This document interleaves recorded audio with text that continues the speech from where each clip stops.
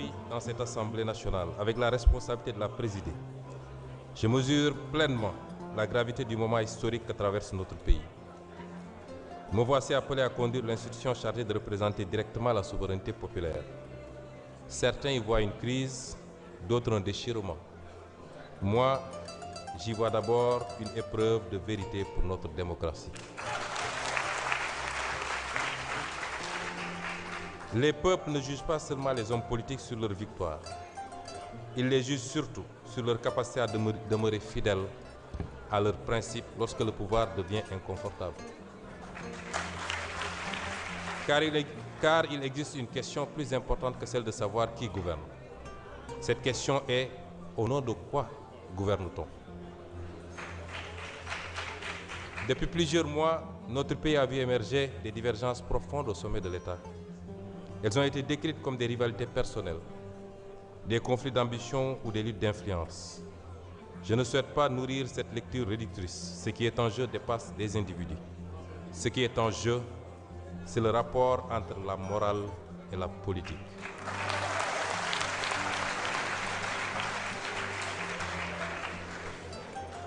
Aristote écrivait dans l'Éthique à Nicomaque que la politique est l'art suprême parce qu'elle a pour finalité le bien commun. Non pas pour le bien d'un clan, non pas pour la conservation d'un pouvoir pour lui-même, mais le bien de la cité. Il rappelait également qu'aucune cité ne peut durer si la vertu disparaît de ceux qui la dirigent. Au Sénégal même, cette question de l'éthique du pouvoir ne nous est pas étrangère. Le président Mamadou Dia rappelait déjà, au lendemain de l'indépendance, qu'aucun projet de transformation nationale ne peut survivre si les dirigeants confondent l'État avec leurs propres intérêts. Pour lui, la souveraineté ne pouvait pas être seulement politique.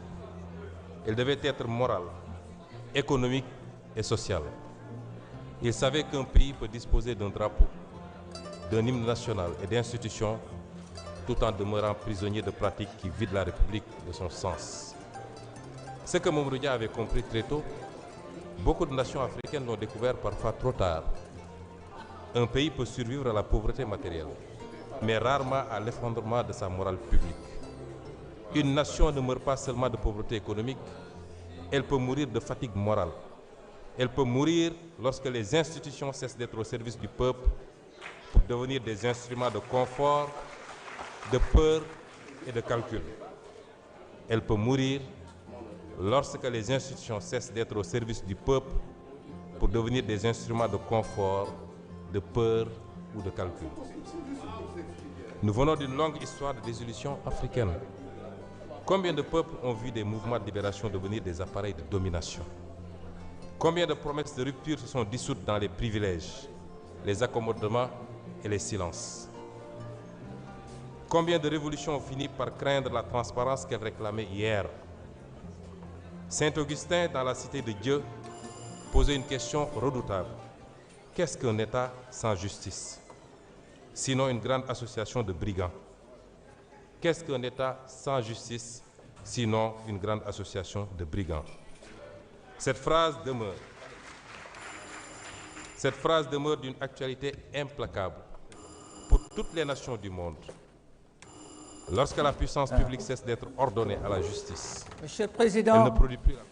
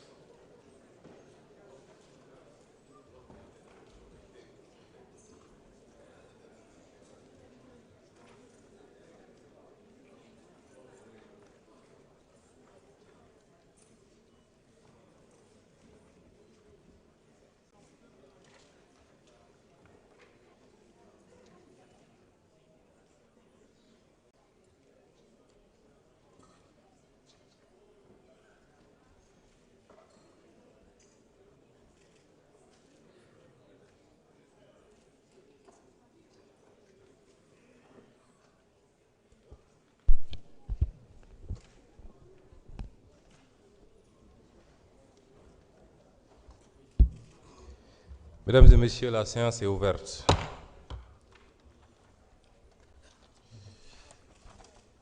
À l'entame de la séance, je voudrais porter à l'attention de la plénière les excuses présentées par l'honorable député Cheikh Ahmed Tidiane Youm, qui a adressé une lettre à ce propos pour s'excuser de ne pas pouvoir assister à la séance avec nous. Mes chers collègues, je voudrais vous informer que j'ai reçu les demandes de réintégration à l'Assemblée nationale des députés Amadou Ba numéro 2 et Mohamed Talla Ndaw à la suite de la cessation de leurs fonctions gouvernementales. Ces demandes ont été examinées par le bureau, réuni le vendredi 5 juin 2026, et approuvées.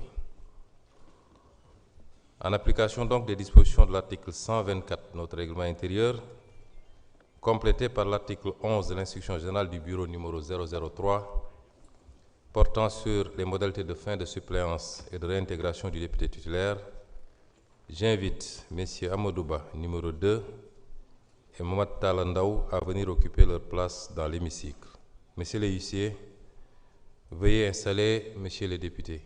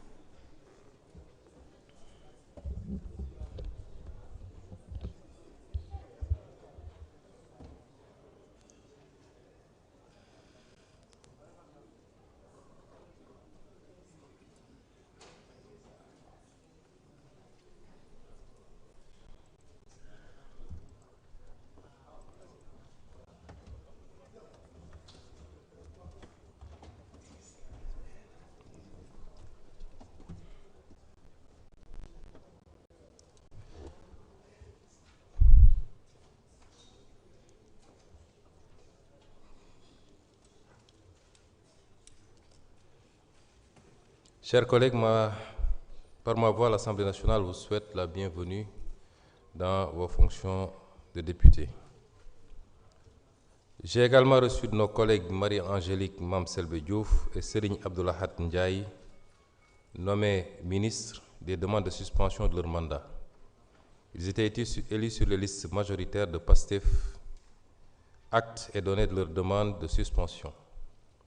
En vue de pourvoir à ces vacances et en application des dispositions de l'article L154 du Code électoral, j'invite respectivement Madame Salimata Dien et Monsieur Abbas Ndiaye, candidats non élus sur les mêmes listes, à venir occuper leur place dans l'hémicycle.